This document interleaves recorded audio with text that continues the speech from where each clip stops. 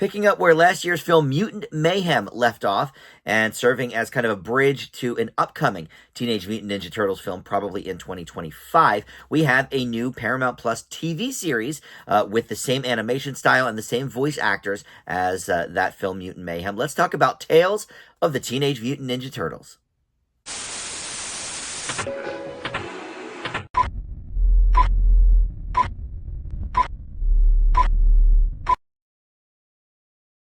Hey guys, Dan here. This is Dan Reviews It. Welcome to my TV review for Tales of the Teenage Mutant Ninja Turtles on Paramount Plus. This is streaming season 1 right now, and it's covering two basic arcs throughout this season, but it serves as a bridge between Mutant Mayhem from last year and whatever the next Ninja Turtle movie will be in probably 2025. They're working on it now, but the same voice actors are back. The animation style is the same. Mutant Mayhem is a movie I thought really popped last year. I thought the jokes landed, the plot was really good, and I thought it was an interesting new animation style for this series. So this show basically brings all of that back to the table. Before we get into more specifics, though, for the show, let me welcome you back to Dan Reviews It. Thank you for finding this video. If you're one of my subscribers already, thank you. If you're not, please consider subscribing and click that like button, comment below. All that stuff, of course, helps the channel out. All right, so Mutant Mayhem, boy, what a great movie that was last year. Seth Rogen and his partner Evan Goldberg were sort of spearheading that campaign. But what's nice about these recent Turtle entries is that the people creating these grew up on the comics and on the animated shows and the movies and all that stuff. And so, I think there's a lovingly, hands-on approach to these characters and, not wanting to sort of mess up the legacy and all of that stuff that, I think the Michael Bay movies didn't quite have. But somewhere around that era, that Michael Bay movie era, is when Nickelodeon bought the rights to the characters. So the last, few shows have been, directly either on Nickelodeon or in this case Paramount Plus, and, the movies have been Nickelodeon productions as well.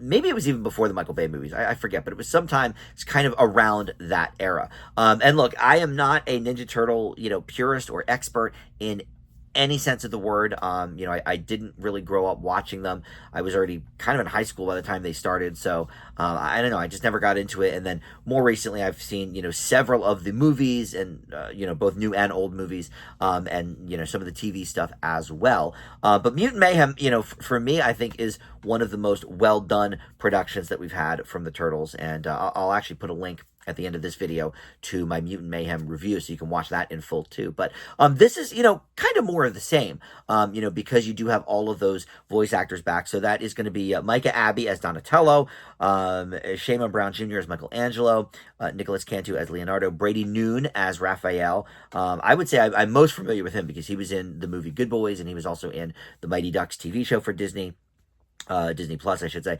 And Ayo Edebiri is April O'Neil. She, of course, has a very, very rising star with her performance on The Bear, and she hosted SNL earlier this year, which was great. And so, the main characters are the same. Jackie Chan does not reprise his role as Splinter, but here we don't really see much from Splinter, and when we do, it's in this sort of gibberish kind of speak. So we don't really get much from the Splinter character anyway. I don't know if Jackie Chan's returning for the upcoming movie or not, but there's a few people here that I think may or may not have been in the movie in terms of recurring roles for the TV show. Rose Byrne, Austin Post, Alex Hirsch, Pete Davidson, Christopher Mintz-Plaze, Timothy Oliphant, Jillian Bell, Danny Trejo. So there's a lot of people we know. I think maybe a few of those were actually part of the movie. I feel like maybe Rose Byrne was. But in any event, so the first arc, really, that we get into is the Turtles getting separated while facing off against Bishop, who is a supervillain who plans to eliminate all mutants. And so, for the first time, these guys are separated and alone. I thought that was a pretty interesting way to go about it. I didn't really watch anything with the second arc. I didn't watch the whole season. But in the second arc, apparently the Turtles clash with a group of aquatic mutants known as the East River 3. So that's, I guess, I don't know if it's split, down the middle, 6 episodes and 6 episodes. But it was nice to see that there was 12 episodes of this, though. On streaming shows, usually we get a smaller episode count than that. But boy, if you liked the Mutant Mayhem movie, I mean, this really is, kind of more of the same. I will say I don't think it's probably quite as funny as that was. But, because we've got this half season long arc or whatever that takes 5 or 6 episodes, it's really, getting to know this version of these characters a little bit better. Obviously they're pretty much the same from project to project, but little tweaks along the way with each one. And here, since they're separated kind of for the first time, it's interesting to see what they're like on their own. But it's really, it's more of the same. If you liked that movie, I think this is a great follow-up. You won't be disappointed in it. We'll see what they do, with the upcoming movie, what the plot's going to be, whatever. But I really like that they're sticking with this really interesting kind of eye-popping animation style that's not really like a lot of other shows and movies out there.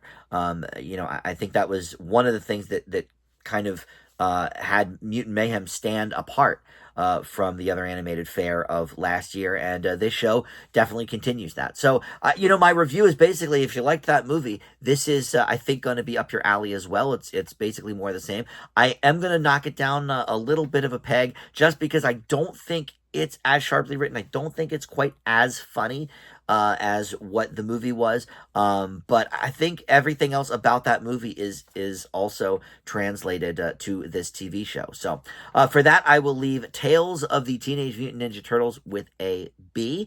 And again, if you want to check out my original review for that film last year, I'm going to post that here at the end of the video. So thank you so much for watching Dan Reviews It, and I will see you next time. Bye.